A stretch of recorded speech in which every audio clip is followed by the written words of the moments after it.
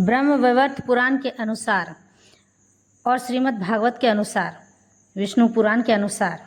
यह बात प्रमाणित हमारे ग्रंथों में लिखी हुई है कि भगवान विष्णु से उत्पन्न हुई है योग माया, जो कि इस सृष्टि का संचालन करने में भगवान विष्णु की सहायता करती हैं। योग माया का प्रथम मूल उद्देश्य यह है कि हर प्राणी उनकी इस माया रूपी संसार से विरक्त होकर, यानी इस संसार से अलग होकर, भूल कर भगवान श्री हरिनारायण भगवान विष्णु की शरण में जाए और जीवन और मृत्यु के इस उलझन से निकलकर, इस माया रूपी संसार से हटकर, तेरा मेरा सब कुछ छोड़कर, सुख दुख के भाव से निकलकर, मेरा बेटा मेरी बेटी, मेरा पति मेरी माँ,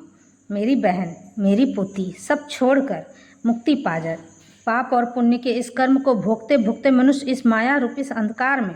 उलझकर रह जाता है, पर माया से पार नहीं पा पाता है। इससे निकलने का सबसे सरल और सुगम मार्ग है भगवान विष्णु की स्तुति, ताकि मनुष्य तेरा मेरा पाप पुण्य हर उलझन से मुक्त होकर मोक्ष को प्राप्त कर सके। भगवान विष्णु पूरे ब्रह्मांड के मालिक कहे जाते हैं। एक पिता अपने संतानों के प्रति कठोर तो हो सकता है, पर निर्दयी नहीं होता। भगवान विष्णु रूपी श्री कृष्ण श्रीमद् भागवत में हमेशा ही कहते आए कि मेरी शरण में आओगे तो मैं तुम्हें संसार के सभी बंधनों से मुक्त कर दूंगा,